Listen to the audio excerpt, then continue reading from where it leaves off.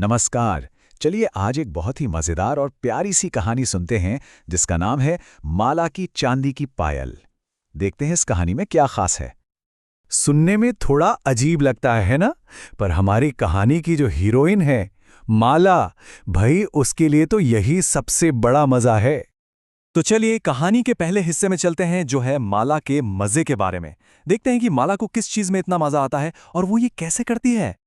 तो ये है माला, और इसका कह सकते हैं कि एक ही शौक है, सबको डराना। जी हाँ, ये उसका फेवरेट काम है। और इसकी हिट लिस्ट पर कौन कौन है जरा देखिए। बिल्ली को डराती है हुश करके, डाकिये को भाऊ, अरे अपनी नानी तक को नहीं बख्शती हे। और बेचारा छोटा भाई, उसके लिए है धप, मतलब माला से कोई नहीं बच सकता।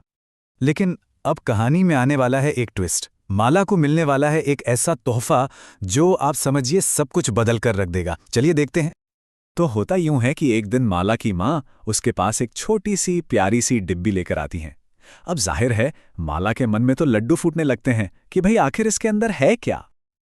और जैसे ही वो डिब्बी खोलती है, उसमें से निकलती हैं चांदी की खूबसूरत पायलें। वाह, छोटी छोटी चमकती हुई पायलें जिनमें घुंघरू भी लगे हैं। माला तो भाई फौरन उन्हें पहन लेती है और पूरे घर में चक्कर काटने लगती है। और बस अब पूरे घर में एक नई आवाज गूंजने लगती है, छिक छिक छम। और हाँ, यही आवाज इस कहानी का सबसे जरूरी हिस्सा बनने वाली है। तो अब देखते हैं कि इन पायल की छम छम से माला की जिंदगी पर क्या असर होता है और उसकी शरारतों का क्या होता है। अब हुआ ये कि पायल की आवाज की वजह से माला का चुपके से कहीं भी आना जाना समझ लीजिए बंद हो गया। वो कहीं भी जाती तो उसके पहुंचने से पहले ही उसकी छिक छिक छम की आवाज पहुंच जाती। अब देखिए ये कितना मजेदार है। माला डाकिये को डराने के लिए चुपके से जा रही है, पर उसकी पायल की छिक छिक छम की आवाज सुनकर डाकिया उसके भाऊ ऊ करने से पहले ही निकल गया। प्लान हो गया फेल।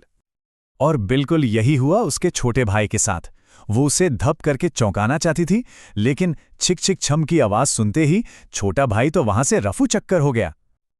और बस ये सिलसिला चलता ही रहा। बिल्ली उसकी हुश से पहले ही भाग जाती और नानी तो उसकी हे से पहले ही पलट कर मुस्कुरा देती। मतलब एकदम साफ था, माला का डराने वाला गेम अब ओवर हो चुका था। अब जब माला की कोई भी शरारत काम नहीं आ रही थी, तो उसे एक बड़ा फैसला लेना पड़ा। कहानी अब अपने सबसे जरूरी मोड़ पर है, जहां माला को चुनना था अपनी पायल और अपनी शरारतों के बीच। तो सवाल ये उठता है कि ऐसे में माला ने क्या किया होगा जब उसका सबसे पसंदीदा काम ही उससे छिन गया था। उसने एक बहुत ही सीधा सा रास्ता निकाला, अपनी चांदी की पायल उतार कर रख दी। समझिए प्रॉब्लम की जड़ी खत्म। तो कहानी तो यहां खत्म हो गई, लेकिन अपने पीछे कुछ बहुत ही मजेदार सवाल छोड़ गई है। चलिए अब उन सवालों पर थोड़ा सोचते हैं। सबसे पहला और सबसे मजेदार सवाल, क्या लगता है माँ ने माला को ये पायल दी ही क्यों होगी? क्या ये सिर्फ एक तोहफा था, या फिर ये माँ का एक बहुत ही स्मार्ट तरीका था माला की शरारतों को रोकने का? सोचने वाली बात है ना? चलिए अब एक आसान सवाल देख लेते हैं। माला ने पायल आखिर क्यों उतारी? तो जैसा कि हमने कहानी में देखा, सही जवाब है बी, क्योंकि पायल की आवाज से सबको उसके आने का पता चल जाता था और उसकी सारी शरारतें फेल हो रही थीं। और यहीं से एक और बड़ा सवाल उठता है, क्या पायल उतार देना ही अकेला सल्यूशन था? क्या माला के पास सच में और कोई रास्ता नहीं था? क्या वो कुछ और नहीं सोच सकती थी? और इसी सवाल के साथ हम आज की ये बातचीत यहीं खत्म करते हैं। सोचिएगा जरूर, क्या कोई ऐसा तरीका हो सकता था जिससे माला अपनी पायल भी पहन पाती और अपनी शरारतें भी जारी रख पाती? सोच कर देखिएगा।